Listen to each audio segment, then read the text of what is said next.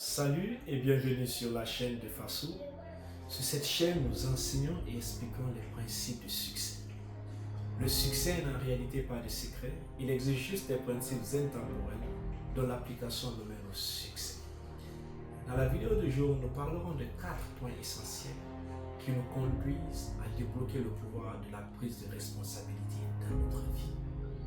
Comment devenir plus responsable? À longueur de journée, nous exhortons des enfants à devenir plus responsables. Nous blâmons des personnes en n'ayant pas pris leurs responsabilités. Mais quelles sont les étapes concrètes pour devenir responsable? Vous savez, il y a un grand nombre de personnes qui veulent devenir responsables, mais qui au finish, on se rend compte de par leurs actions, vu que c'est les actions ont plus de poids que quelconque autre chose, que ces personnes en réalité ne sont pas responsables. Pourquoi? À cause de leurs actions. Alors, quelles sont les actions concrètes que nous devons poser pour devenir responsables, pour quitter de l'intentionnalité de devenir responsable, à devenir réellement responsable de sa vie et enfin d'avoir une vie changée et de vivre la vie de ses rêves? La première des choses, c'est que nous devons arrêter d'accuser. C'est anodin, tu t'attendais peut-être à quelque chose d'un peu plus compliqué. La première étape pour une responsabilité accrue dans notre vie, c'est le refus d'accuser les autres. Évidemment, oui. Arrêtez d'accuser les autres de ce qui nous arrive. Arrêtez d'accuser les autres de ce que nous vivons. Deuxièmement, c'est arrêter de rationaliser. Qu'est-ce que j'entends par rationaliser? Rationaliser, c'est le fait, après avoir commis une erreur, après avoir, comme on aime le dire, après avoir fait quelque chose de faute et que l'on commence à ruminer des pensées pour nous sentir à l'aise. Je prends un exemple. Tu n'as pas bien géré tes finances et tu as eu à faire faillite ou tu as eu à être endetté. Et au lieu de penser concrètement à qu'est-ce que tu aurais dû faire que tu n'as pas pu faire, tu te dis non. Alors tu commences à te dire, je crois que si le gouvernement n'avait pas fait ça, si tel avait fait ça, si tel avait fait ça, bon, de tous les cas, je n'avais pas tout le contrôle de la situation. Tu dis ce genre, tu fais ce genre de raisonnement, tu rationalises afin de te sentir mieux à l'aise. Mais évidemment que le fait de rationaliser les faits de notre vie ne nous mène pas forcément à apprendre des leçons de ces échecs. Pas du tout. Rationaliser, ok.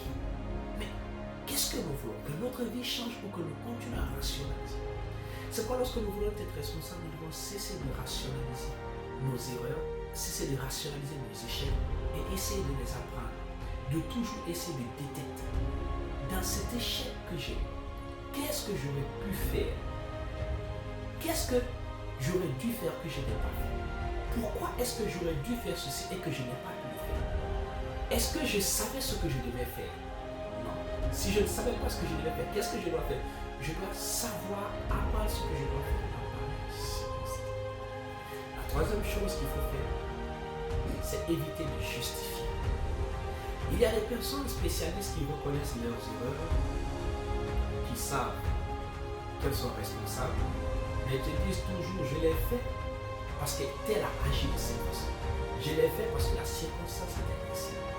Et c'est bien cette action après la rationalisation, le fait de justifier les choses, nous met aussi à l'aise.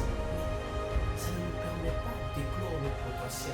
Ça ne nous permet pas de prendre plus de responsabilité, de réfléchir de façon concrète à comment changer et améliorer les choses dans notre vie. Pas du tout. La quatrième des choses, c'est arrêter de blâmer. Cette catégorie de personnes, il y en a tellement. J'ai entendu ce proverbe qui me plaît bien qui dit la prise de responsabilité, c'est arrêter de blâmer les gens pour ce qui nous arrive et de décider que nous sommes responsables. Ceux qui blâment la plupart du temps ne sont pas des responsables. Et j'ai aussi entendu une citation qui dit que se responsabiliser, c'est faire un grand saut de l'étape d'enfance à l'étape d'adulte. Ceci veut dire que lorsque nous sommes des personnes qui blâmons sans cesse, nos parents. Parce qu'il y a encore des personnes qui ont 50, 40, 35, 28, 25, 27 ans, qui continuent à blâmer leurs parents pour ce qu'est leur vie. Écoute, à cet âge, personne n'est responsable de ta vie. Personne n'est coupable de ce qui t'arrive dans ta vie. Tant bien que l'éducation, le milieu familial dans lequel nous avons grandi a un grand impact. Mais son impact se rétrécit au fur et à mesure que nous grandissons. Voilà pourquoi je te dirais, qu'est-ce que tu dois faire pour changer ta vie? Après avoir te dit des choses que tu devrais éviter de faire, la première chose que tu dois savoir, c'est que tu dois accepter de décider. Beaucoup aiment accuser, mais refusent de prendre la responsabilité de décider, de faire des choix pour leur vie. Ils préfèrent être passifs afin de ne pas se trouver coupables. Commence à te décider. Sache que pour que ta vie change, tu dois prendre des décisions.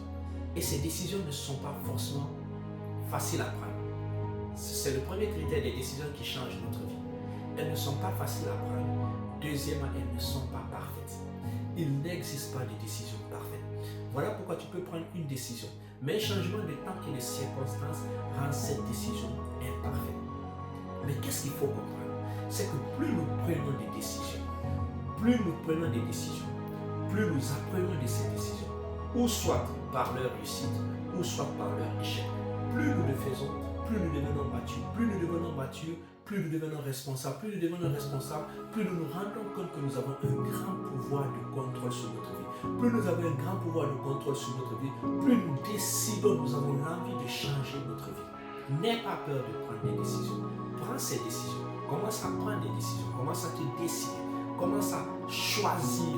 N'attends plus d'avoir l'approbation de tout le monde. Voici une maladie que beaucoup de personnes ont. La maladie de l'approbation.